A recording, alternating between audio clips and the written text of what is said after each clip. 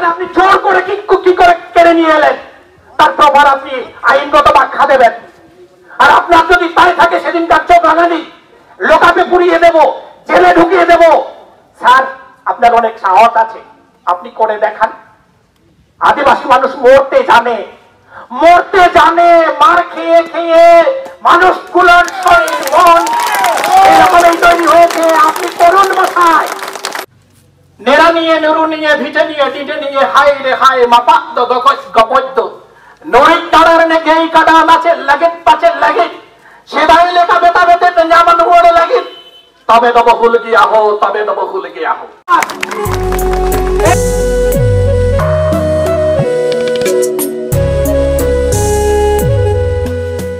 সামনে 30শে জুন আমাদের বিখ্যাত একটা আত্মদান করার দিবস, হুল দিবস। তার আগে এই ধরনের একটা ঘটনা আদিবাসী মনকে স্বাভাবিকভাবে নাড়িত করে।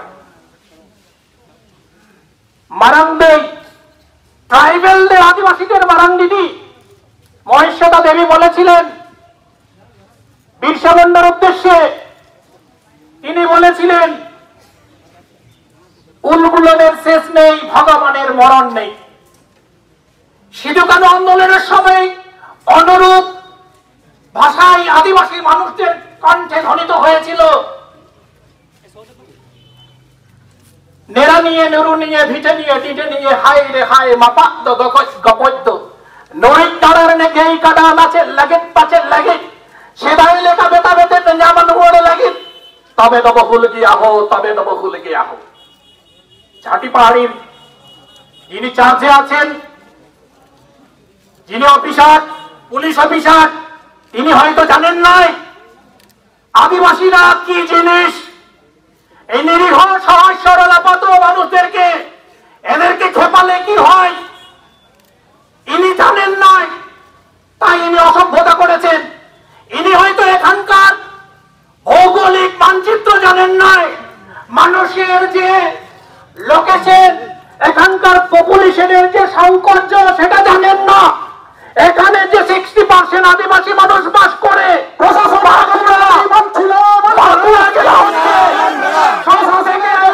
আদিবাসী বহুল জায়গা, সেখানে আদিবাসীদের আচরণ করার সাহস পারিনি কোথার থেকে। আমরা স্তম্ভিত হই, এই ধরনের বর্বর অসভ্য, এই ধরনের অফিসার এখানে নিয়োগ করা হয় কেন? উনি বলতে পারবেন আদিবাসীরা কোথায় কোন ক্রিমিনাল অ্যাক্টিভিটির সঙ্গে যুক্ত আছেন, কোন প্রশাসনিক উস্কানি মদত দিয়েছেন এই আদিবাসী সংগঠনগুলো কোন ব্যক্তি কোন গোষ্ঠীর বিরুদ্ধে তাদের খারাপ ব্যবহার করেছেন, ইনি বলতে পারবেন। সেদিনকার ঘটনা আমরা কি এখানকার শ্রদ্ধেয় সম্মানীয় মেলার দায়িত্বে যারা ছিলেন তাদের সঙ্গে আমরা কথা বলেছি, রেলের যে জায়গা, রেল কর্তৃপক্ষের সঙ্গে আমরা কথা বলেছি।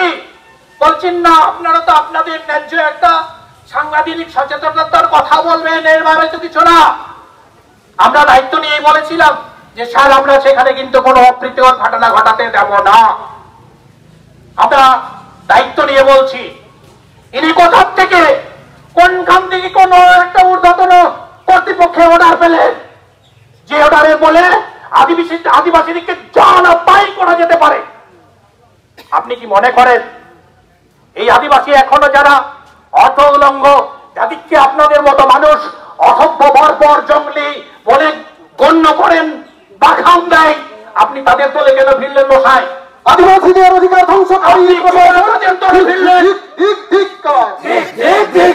আদিবাসীদের অধিকার ধ্বংসকারী প্রশাসন হুঁশিয়ার সাবধান, হুঁশিয়ার সাবধান। এই পুলিশের চক্রানি মানছি না, মানবো না, পুলিশি চক্রানি মানছি না, মানবো না, মানবো না। উনি কি ভুলে গেছেন এই উর্দির গুরুত্ব আমরা বুঝি, এই উর্দিটাকে আমরা সম্মান দিই? উনি ভুলে গেছেন তার সেই অহমিকা গর্বটাকে আমাদের সাধারণ মানুষের কাছে, সাধারণ আদিবাসীদের কাছে প্রকাশ করলেন। লজ্জা করে না? এই সমস্ত ঘটনাগুলো ঘটাতে লজ্জা করে না? আমরা বলতে চাই, আমরা জানতে চাই আপনার কোন ঊর্ধ্বতন কর্তৃপক্ষ বলেছিল যে আদিবাসী কল্যাণ সমিতি তথা সাধারণ আদিবাসী মানুষগুলো এই সমাজ বিশৃঙ্খলের এই সমস্ত ল অ্যান্ড অর্ডার সিচুয়েশন ভঙ্গকারীর মূল কারণ, আপনি সেটা দেখাবেন। আর যদি আর কোন কোন কারণে আপনি আমাদেরকে বাধা দিলেন, আমাদের যে লিফলেটটাকে আপনি সেখান থেকে সেটাকে নিয়ে এলেন, সেখানে আপনি জোর করে কি করে কেড়ে নিয়ে এলেন, তার প্রভাব আপনি আইনগত ব্যাখ্যা দেবেন। আর আপনার যদি তাই থাকে সেদিনকার চোখ রাঙানি লোকাপে পুড়িয়ে দেব, জেলে ঢুকিয়ে দেব। স্যার, আপনার অনেক সাহস আছে, আপনি করে দেখান। আদিবাসী মানুষ মরতে জানে, মার খেয়ে খেয়ে মানুষগুলোর শরীর মন এরকমই তৈরি হয়েছে। আপনি করুন মশাই, আপনার সেই ক্ষমতার পাওয়ারটা দেখান। আপনি আমাদেরকে ভয় দেখাবেন না।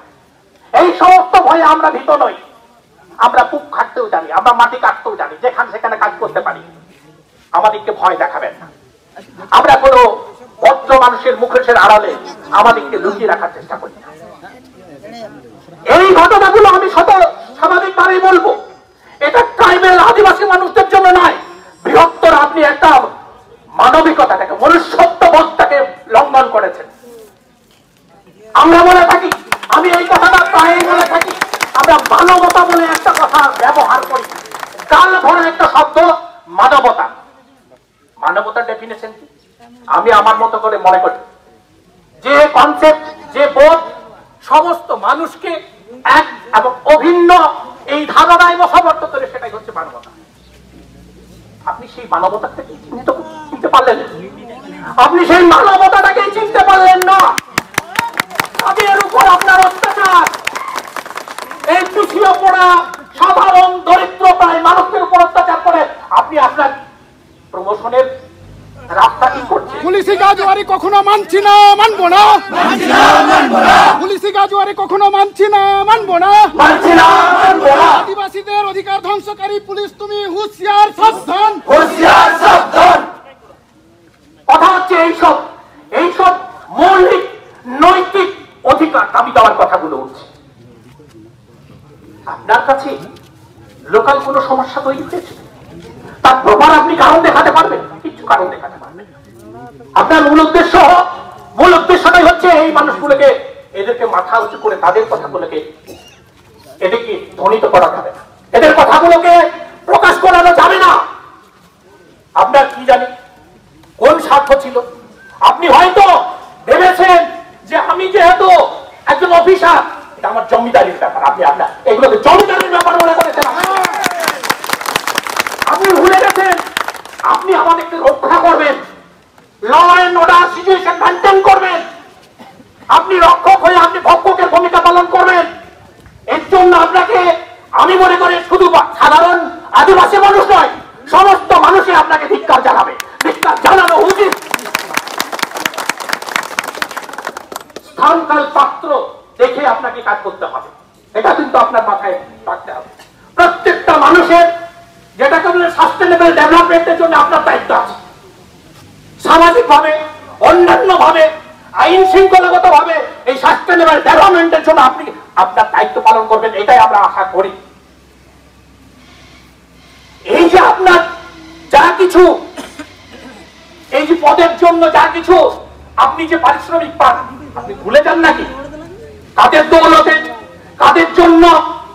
হতে পারে আপনার যোগ্যতা আছে, আপনি সেই চেয়ারের যোগ্য, আমি স্বীকারও করছি, কিন্তু আপনি ভুলে যাবেন না প্রত্যেকটারই একটা উপরে জায়গা আছে, যেখান থেকে আপনাকে আপনার দায়িত্ব সংশোধনের জন্য কথাটা আমরা বলাতে পারি। আপনি এখানে মনে করবেন না এই জাতি পাইটা এটা বিশ্ব ব্রহ্মাণ্ড, এর উপরে কিছু নাই। আপনাকে স্মরণ করে দিচ্ছি, যে জায়গায় টান মারলে পরে আপনাকে মাটিতে ফেলা যায়, আমরা সেই উপরের জায়গায় টান মারবো। আপনারা ঊর্ধ্বতন কর্তৃপক্ষ নেতৃত্বকে আমরা বোঝাতে পারবো যে আদিবাসীরা শান্ত নিরীহ, এরা কখনো অন্যায় করতে পারে না। আপনি আপনার দায়িত্ব কর্তব্য থেকে বিচ্যুত হয়েছে, সেটা আপনার দোষ। তো আমি বেশি কিছু কথা বলবো না।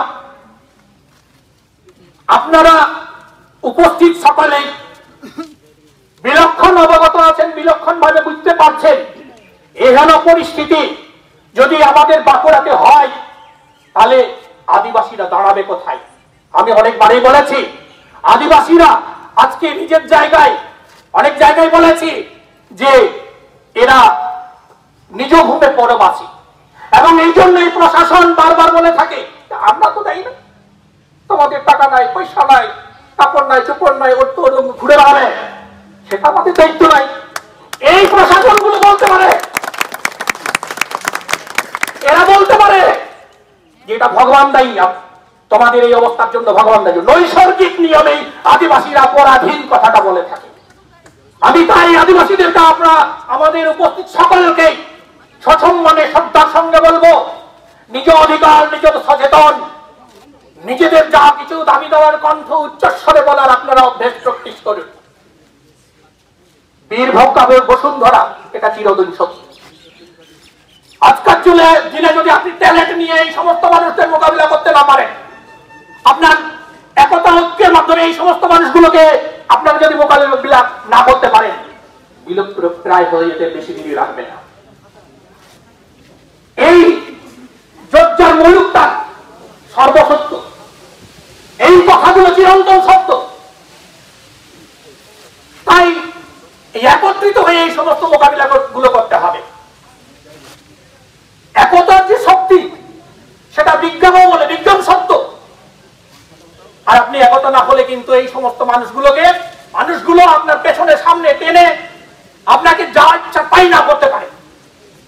যাই হোক, সকলকেই আমার ব্যক্তিগত পক্ষ থেকে, আমাদের পশ্চিমবঙ্গ আদিবাসী কল্যাণ সমিতির পক্ষ থেকে পুনর্বার যথাস্থানে শ্রদ্ধা, সম্মান, নমস্কার, অভিনন্দন, হুল জোহার জানিয়ে আজকে আমার এই ছোট কথা শেষ করছি।